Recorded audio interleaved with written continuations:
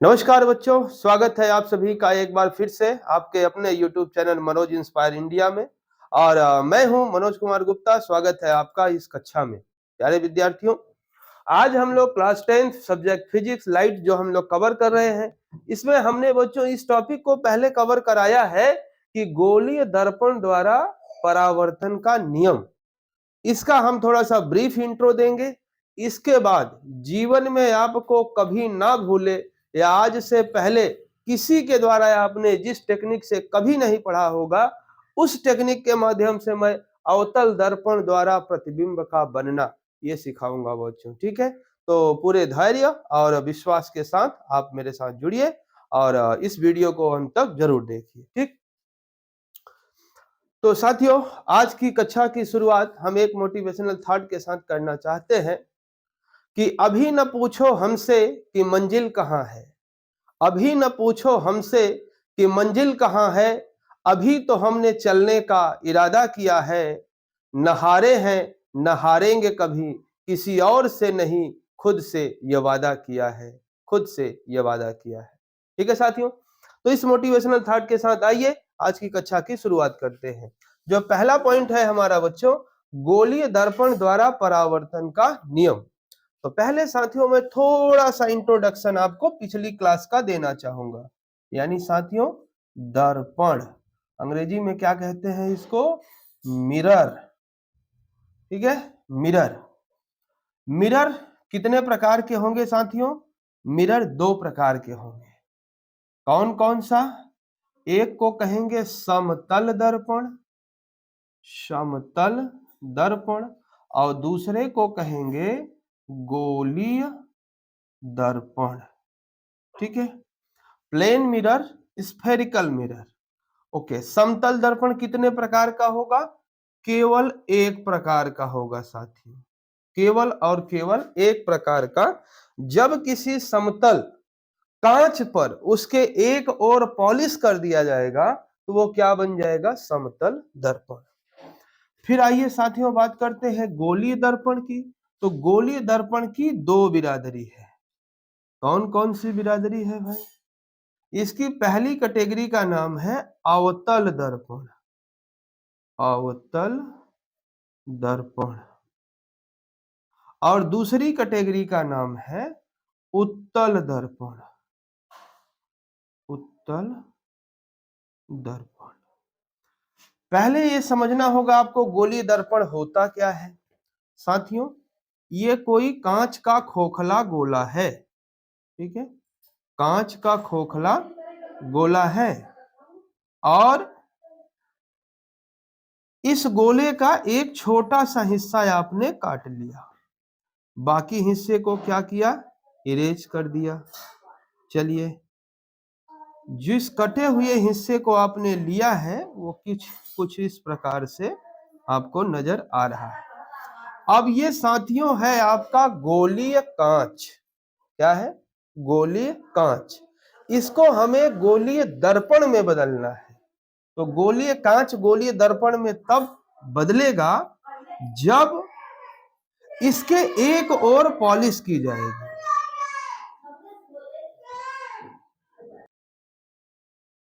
हाँ साथियों, तो मैं क्या बता रहा था कि यह आपका गोलीय कांच है। यह गोलीय कांच से गोलीय दर्पण में तब तब्दील होगा जब इसके ओर एक और पॉलिश की जाएगी। अब ये अवतल दर्पण बनेगा कि उत्तल दर्पण बनेगा, ये डिपेंड आप पर करता है कि आप इसके किस ओर पॉलिश करते हैं। चलिए, मेरी मर्जी है, हमने इसके उभरे हुए तल पे क्या किया? पॉलिश किया, तो यह बन गया अवतल दर्पण। किसी की मर्जी है कि नहीं सर, हम तो दबे हुए तल पर पॉलिश करेंगे। कोई बात नहीं भाई, आपने बना दिया उत्तल दर्पण। क्लियर? अवतल दर्पण, उत्तल दर्पण। अब चर्चा को और आगे बढ़ाते हैं।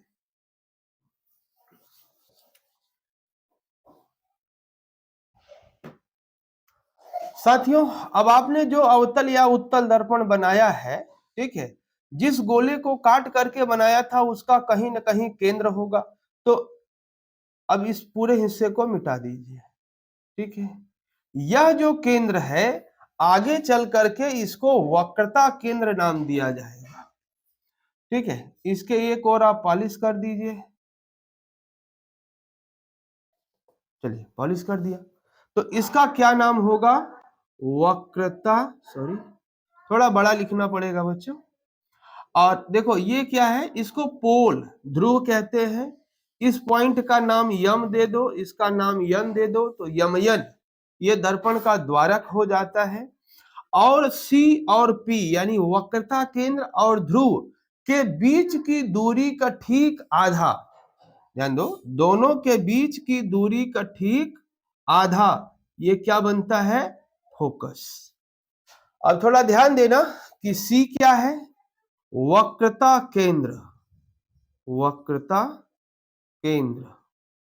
यफ क्या है? मुख्य फोकस, मुख्य फोकस। पी क्या है?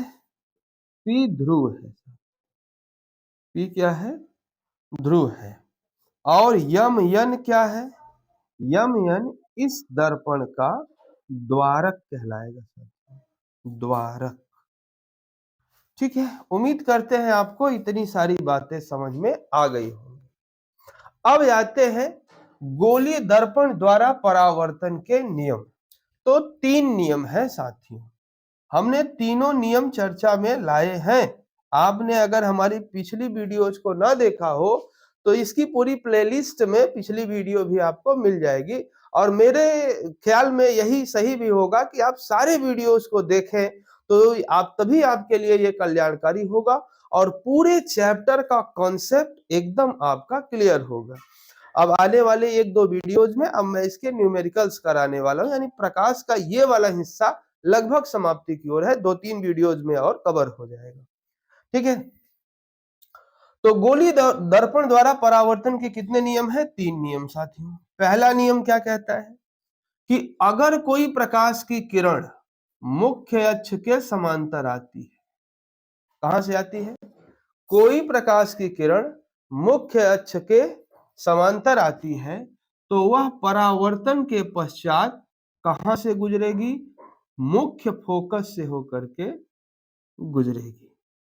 जो प्रकाश की किरण मुख्य अक्ष के समांतर आ रही थी, परावर्तन के पश्चात वह कहां से गुजरेगी? मुख्य फोकस से। यानी पहला पॉइंट हमने डिटेल से इसको पिछले वीडियोज में बताया, इसलिए यहां शॉर्ट रिव्यू दे रहे हैं कि मुख्य अक्ष के समांतर आने वाली प्रकाश की किरण परावर्तन के पश्चात कहां से जाएगी? मुख्य फोकस से। दूसरा, अगर कोई प्रकाश की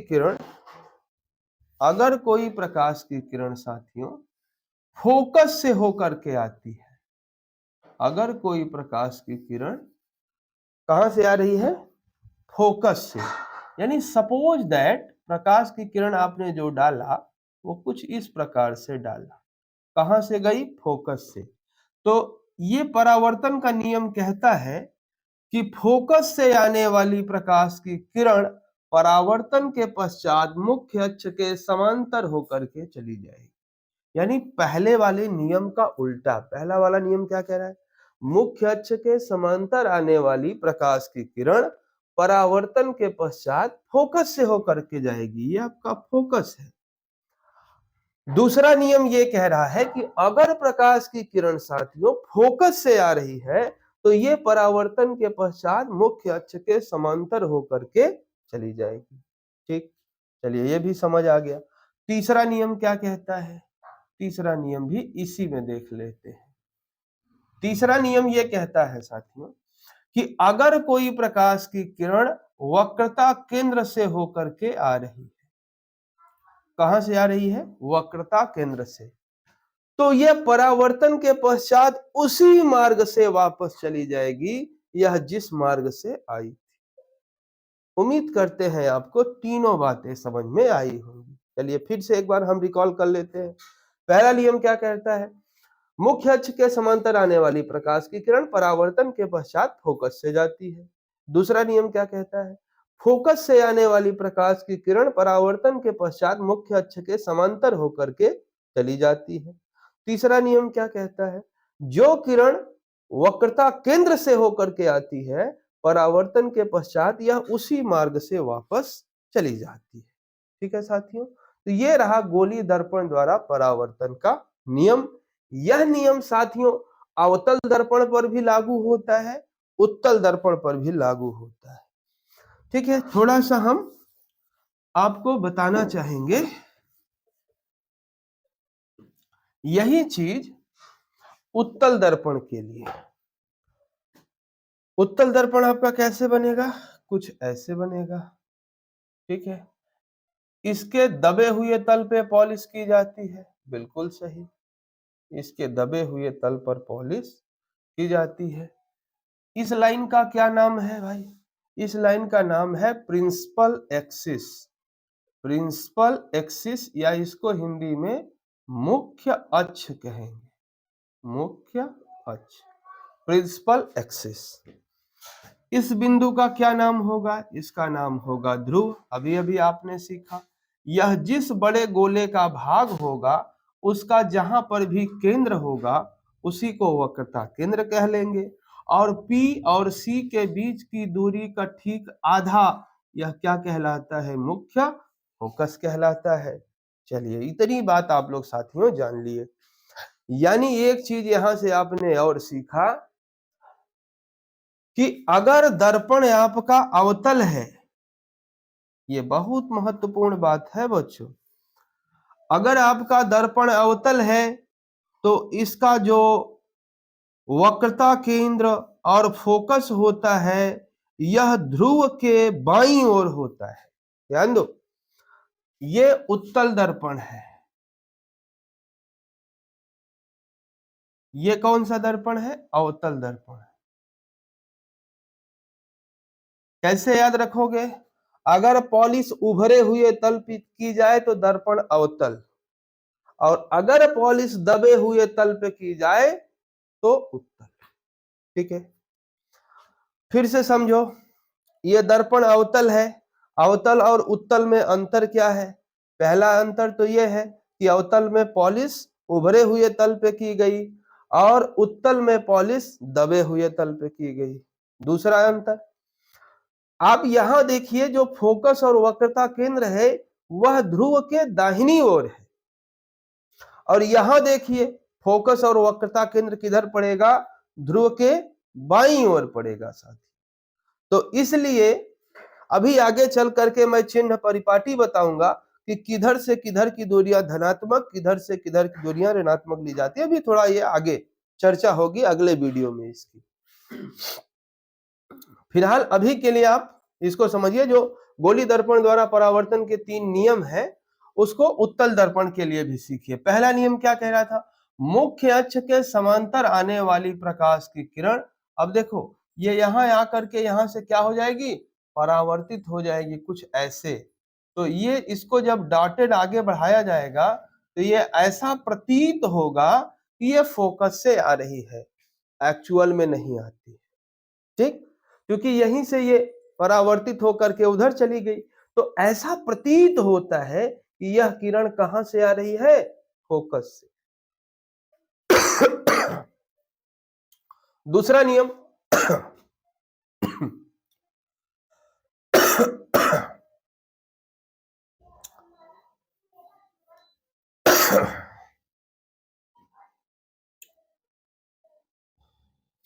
हाँ साथियों, दूसरा नियम देखिएगा, अगर प्रकाश की किरण फोकस से आ रही है जैसे उसमें देखा था, तो यह परावर्तन के पश्चात मुख्य अक्ष के समांतर होकर के चली जाएगी। पहले का ठीक उल्टा दूसरा है, अगर प्रकाश की किरण मुख्य अक्ष के समांतर आ रही थी तो परावर्तन के पश्चात फोकस से जाती हुई प्रतीत होती, इसमें जाती नहीं। क्यों नहीं जाती, क्योंकि एक्चुअल में प्रकाश की किरण फोकस तक तो पहुंच ही नहीं रही है, केवल ये इमेजिनरी फॉर्मेशन है, मतलब लगेगा, ऐसा कल्पना की जाएगी कि यह, अगर यहां खड़ा कोई व्यक्ति इस प्रकाश की किरण को देखेगा तो उसको लगेगा कि यह दर्पण के फोकस से आ रही है, ऐसे आई थी ऐसे भी। दूसरा कंडीशन, अगर प्रकाश की किरण मुख्य फोकस से होकर के आती हुई प्रतीत हो रही है तो वह दर्पण से परावर्तन के पश्चात मुख्य अक्ष के समांतर होकर के चली जाए। उम्मीद करते हैं साथियों आपको समझ में आया होगा। और तीसरा पॉइंट, अगर प्रकाश की किरण वक्रता केंद्र से होकर के आती हुई प्रतीत होती है, ठीक है, मतलब ऐसे प्रकाश की किरण आ रही थी, ठीक है, माने अगर इसको आगे बढ़ाया जाता तो यह वक्रता केंद्र से होती हुई जाती हुई प्रतीत होती, ठीक है, तो यहां आकर के जब ऐसे टकराएगी तो यह परावर्तन के पश्चात उसी मार्ग से वापस चली जाएगी। ध्यान दो, उधर से ही नहीं इधर से भी हो सकता था कि अगर कोई प्रकाश की किरण ऐसा लग रहा है कि आगे बढ़ करके ये किसको हिट करेगी, वक्रता केंद्र को, तो यह जिस मार्ग से आई थी उसी मार्ग पर वापस चली जाती है। उम्मीद करते हैं विद्यार्थियों आपको ये बात समझ में आई होगी। थोड़ा किताबें पढ़िए और ज्यादा आपको ज्ञान होगा। मेरी वीडियोज देखते रहिए, थोड़ा किताबों को भी पलटते रहिए, आपको समझ में आता रहेगा। ठीक है, अब आते हैं आज के अपने असल टॉपिक, अवतल दर्पण द्वारा प्रतिबिंब का बनना। बहुत गजब पॉइंट है बच्चों, बहुत ध्यान से समझना होगा। अवतल दर्पण द्वारा प्रतिबिंब का बनना, ठीक है। Image formation by concave mirror, image formation by concave mirror. चलो बच्चों, पहले अवतल दर्पण समझिए, ये तो आप लोगों ने खूब समझा। एक गोली दर्पण बनाइए, उसके उभरे हुए तल पे पॉलिश कर दीजिए, ये बन गया आपका अवतल दर्पण। ये कौन से लाइन हमने खींचा, नाम बोलते रहा करो। ये लाइन का नाम है प्रिंसिपल एक्सिस, यानी कि मुख्य अक्ष। इस लाइन का क्या नाम है, मुख्य अक्ष। अब साथियों कुछ बातों को पहले मेंशन करो। पहले मैं थोड़ी चर्चा करना चाहूंगा, ये प्रतिबिंब क्या होता है, प्रतिबिंब कितने प्रकार का होता है। प्रतिबिंब साथियों, प्रतिबिंब को अंग्रेजी में क्या कहते हैं, इमेज। प्रतिबिंब को शुद्ध हिंदी में छाया भी कह सकते हैं। प्रतिबिंब, ध्यान दो, बिंब माने होती है वस्तु, बिंब का अर्थ क्या होता है, वस्तु। और जब किसी वस्तु पर, जब किसी वस्तु पर कोई प्रकाश की किरण पड़ती है तो उस वस्तु की छाया बनती है, शैडो बनती है। जब बिना प्रकाश के कुछ संभव नहीं है। जब किसी वस्तु पर कोई प्रकाश की किरण पड़ती है तो उस वस्तु की क्या बनती है, छाया। ये ध्यान देना, शैडो है, प्रतिबिंब नहीं है। प्रतिबिंब कब बनता है, जब उस वस्तु को किसी दर्पण के सामने रखा जाता है। तो दो कंडीशन हो सकते हैं। पहला कंडीशन दिया है आपने, दर्पण कौन सा लिया है, क्योंकि प्रतिबिंब हमारे दो प्रकार के होते हैं। बिंब माने वस्तु, समझ लेना। प्रतिबिंब हमारे कितने प्रकार के होते हैं, दो प्रकार के। एक को कहते हैं रियल इमेज, रियल इमेज।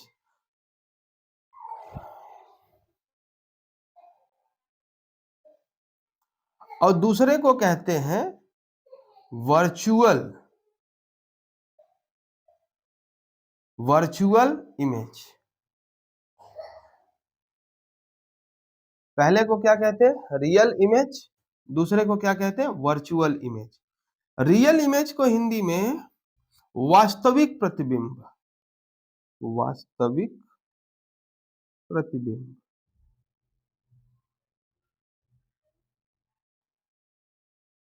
और वर्चुअल इमेज को हिंदी में आभासी प्रतिबिंब, आभासी प्रतिबिंब। ध्यान देना साथियों, प्रतिबिंब कितने प्रकार का? दो प्रकार का, रियल इमेज, वर्चुअल, यानी वास्तविक प्रतिबिंब और आभासी प्रतिबिंब। ये वास्तविक प्रतिबिंब कब बनता है और आभासी प्रतिबिंब कब बनता है, दोनों में बहुत माइनर सा अंतर तो वैसे बहुत बड़ा है, फिलहाल समझिएगा। जब आप समतल दर्पण के सामने खड़े होते हैं, यानी जिसमें आप अपना चेहरा देखते हैं रोज, तो आप जब उसके सामने खड़े हो जाते हैं तो आप देखते हैं कि उसके पीछे आपकी एक इमेज बनती हुई, आपकी एक प्रतिबिंब बनता हुआ नजर आता है।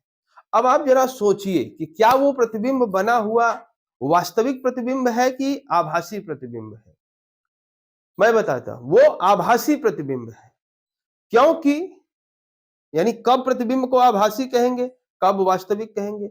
अगर प्रतिबिंब को किसी स्क्रीन या किसी पर्दे पर उसको प्राप्त किया जा सकता हो, वही प्रतिबिंब जो दर्पण के पीछे बन रहा है, सोचो कि क्या उस प्रतिबिंब को किसी स्क्रीन या पर्दे पर प्राप्त किया जा सकता है? जवाब है जी नहीं, उसको तो स्क्रीन पर प्राप्त ही नहीं किया जा सकता। वो तो केवल काल्पनिक है, उसको किसी स्क्रीन पर प्राप्त नहीं किया जा सकता। तो जी हाँ साथियों, जब प्रतिबिंब को किसी स्क्रीन या किसी पर्दा पर न प्राप्त किया जा सके तो वह प्रतिबिंब काल्पनिक प्रतिबिंब कहलाता है। और अगर उस प्रतिबिंब को किसी पर्दे पर कोई वस्तु है और उसका जो है इमेज यानी प्रतिबिंब किसी स्क्रीन पर प्राप्त कर लिया, इमेजिन करो, दिमाग में कल्पना करो, अभी मैं दिखाता हूं आपको कैसे बन सकता है। ठीक है, तो उम्मीद करता हूं आपको समझ में आया होगा थोड़ा सा। प्रतिबिंब, प्रतिबिंब कितने प्रकार का? Real image, virtual image. Real image क्या होता है? जब प्रतिबिंब को किसी स्क्रीन या पर्दे पर प्राप्त किया जा सके तो वह प्रतिबिंब रियल प्रतिबिंब या रियल इमेज कहलाएगा। और अगर उसको पर्दे पर ना प्राप्त किया जा सके, केवल काल्पनिक हो, जैसे आप शीशे के सामने खड़े होकर के अपने आप को देखते हैं, वो काल्पनिक प्रतिबिंब है, वो आभासी है, वर्चुअल है, जिसको स्क्रीन पर नहीं प्राप्त किया जा सकता है। ठीक, अब आगे बढ़ते हैं। अब देखो, जब दर्पण से, कौन से दर्पण? अवतल दर्पण या उत्तल दर्पण से जब आप कोई प्रतिबिंब बनाएंगे तो दो कंडीशन होंगी। फिलहाल इसको समझिए। ये प्रिंसिपल एक्सिस है, इधर लिख देते हैं, आप जानते रहिएगा। ये मुख्य अक्ष है, ये क्या है? ध्रुव है, ये क्या है? वक्रता केंद्र है, ये क्या है? मुख्य फोकस है। इसको यम, इसको यन, ये दर्पण का द्वारक है। साथियों ध्यान दो, जिस ओर पॉलिश किया रहता है उस ओर से प्रकाश का परावर्तन कभी नहीं हो सकता। कैसे? मैं बता रहा हूं। ये दर्पण है, समतल दर्पण है, इसके इस ओर आपने पॉलिश कर दिया, तो जब भी इस पर आपको अगर कोई प्रतिबिंब देखना है तो इधर से ही देखा जा सकता है। आप ही बताइए, क्या इधर खड़ा कोई भी व्यक्ति इसमें अपना प्रतिबिंब देख पाएगा? असंभव। क्यों नहीं देख पाएगा? क्योंकि इधर से प्रकाश का परावर्तन होगा ही नहीं। जो भी प्रकाश की किरणें उस पर पड़ेंगी, सारी की सारी अवशोषित कर ली जाएंगी, या बहुत माइनर परिवर्तन से इमेज आपका नहीं बन सकता। इमेज बनाने के लिए सबसे बड़ी कंडीशन यह होती है कि वह सतह एकदम चिकनी होनी चाहिए, प्लेन होनी चाहिए, और प्रकाश का बहुत ही अच्छा रिफ्लेक्टर, परावर्तक होना चाहिए, तभी उस पे इमेज बन सकती है। अदरवाइज दीवार पे देखो, कहो मेरा प्रतिबिंब बन जाए, क्या संभव है? इम्पॉसिबल। ठीक है, तो इधर से क्यों इमेज बन जाती है? क्योंकि इधर पॉलिश कर देने से प्रकाश की किरणें उधर नहीं जा सकती और इधर से जा करके रिफ्लेक्ट होकर के इधर ही आती हैं। तो इस व्यक्ति का इसके अंदर जितनी दूरी पर ये वस्तु खड़ी होती है या ये व्यक्ति खड़ा होता है, दर्पण के पीछे उतनी ही दूरी पर इसका प्रतिबिंब बनता हुआ प्रतीत होता है। ठीक है, अच्छा, तो उसी प्रकार से साथियों इधर से कोई प्रकाश की किरण नहीं डाली जाएगी, हमेशा याद रखना। इस नियम को एकदम दिमाग में बैठा लो कि प्रकाश की किरण जब भी डाली जाएगी तो दर्पण के बाईं ओर से दाईं ओर ही डाली जाएगी। किसी बुक में कभी भी किसी टीचर के द्वारा आप नहीं देखोगे कि प्रकाश की किरण को ऐसे लाए, नहीं देखोगे ना, क्योंकि ये नियम है। सब लोग इसको फॉलो करते हैं कि प्रकाश की किरण को हमेशा किधर से डाला जाएगा, बाईं ओर से दाईं ओर। ठीक। अब साथियों यहां बहुत मार्मिक चीज समझना होगा कि इसके सामने किसी वस्तु को रखा गया है, तो वस्तु को रखने की कितनी स्थितियां हैं, वस्तु को कहां कहां रखा जा सकता है। वस्तु को रखने की कुल 6 स्थितियां हैं। देखो मैं बताता हूं। पहली स्थिति है अनंत पर।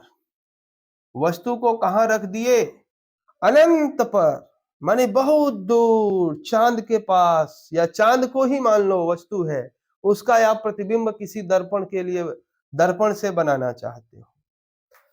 यानी वस्तु जब बहुत दूर होती है तो उसको अनंत पर माना जाता है। जैसे चांद हो गया, जुपिटर हो गया, सूरज हो गया, ये सब इतना दूर है कि इनको अनंत पर ही माना जाता है। ठीक। अच्छा, दूसरी जगह हो सकती है कि वस्तु को रखा जा रहा है। दूसरा कंडीशन देखो, पहला कंडीशन कहां रखा जा सकता था वस्तु को, अनंत पर। दूसरी स्थिति हो सकती है कि वस्तु को अनंत और वक्रता केंद्र, ये अनंत हो गया, ये वक्रता केंद्र हो गया, अनंत और वक्रता केंद्र के बीच में कहीं पर भी रखा गया हो। तीसरी स्थिति हो सकती है कि वस्तु को वक्रता केंद्र पर रखा गया हो। चौथी स्थिति हो सकती है कि वस्तु को वक्रता केंद्र और फोकस के बीच में रखा गया हो। पांचवी स्थिति हो सकती है कि वस्तु को फोकस पर रखा गया हो। और छठवीं स्थिति वस्तु को फोकस और ध्रुव के बीच में रखा जा सकता है। ये छठवीं स्थिति है। आपकी जानकारी के लिए मैं बता दूं, इन 5 स्थितियों में यहां से लेकर के यहां तक, इन 5 स्थितियों में जो प्रतिबिंब बनता है वो वास्तविक बनता है, और जो ये छठवीं स्थिति है यहां पर जो प्रतिबिंब बनेगा वो काल्पनिक बनेगा। ठीक है। अब ये प्रतिबिंब कैसे बनेंगे, मेरे ख्याल से वीडियो बहुत ज्यादा लंबा ना हो, इसलिए हम लोग अब इन प्रतिबिंबों का फॉर्मेशन नेक्स्ट वीडियो में आपसे डिस्कस करेंगे। तो मिलेंगे आपसे कल नेक्स्ट वीडियो में, तब तक अपना ख्याल रखिए, बाय बाय।